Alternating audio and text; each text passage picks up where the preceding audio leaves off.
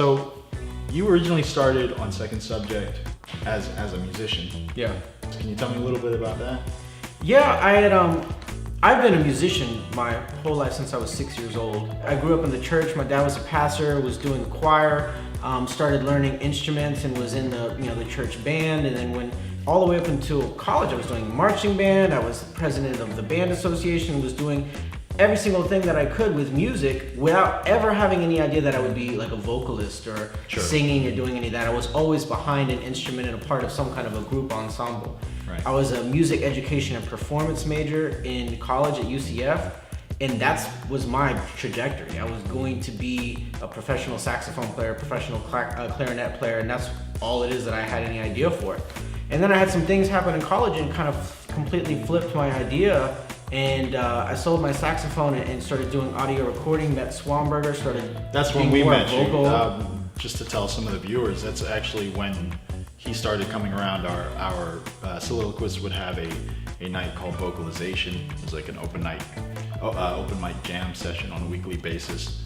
And we'd improvise for 6 hours straight. And that's when I first met you. Yeah. You started coming around there and performing, and you were one of the all-stars that would be really dope. And then you started coming through the house. Yeah. So that's how I knew Skip initially, was as a musician. And then years and years later, after making a bunch of albums, after we started Second Subject, after all these things, I got to a point where initially it was just kind of feeling like I was spinning my wheels, and I didn't really feel like I had a clear direction of where I wanted to go. I think I had a clear direction of what I wanted to do, but I didn't have a clear direction of where I wanted to go and how I was going to get there. And I felt like I was repeating a lot of the same steps and not really gaining any traction.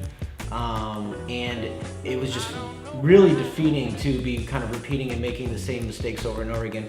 And then around the same time, I actually got invited, dared, challenged to be a part of this art show by someone who knew I didn't do art, but felt that because of my visual style of making music that it'd kind of be hand in hand. So I got into doing that, and with the encouragement of a lot of people that I had a lot of trust in, kind of started really pushing that, really diving full, head into the deep end, with that.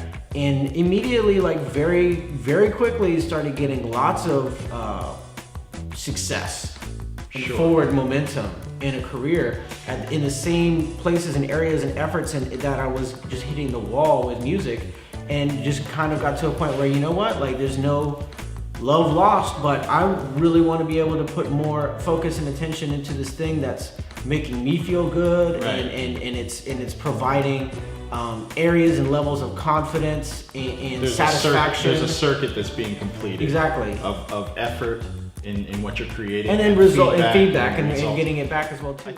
Thanks for watching Skip's Big Ideas on YouTube. For more episodes or behind the scenes content, be sure to subscribe to our channel down below. And follow us on Instagram at @SkipsBigIdeas. Thanks for watching, and keep thinking big.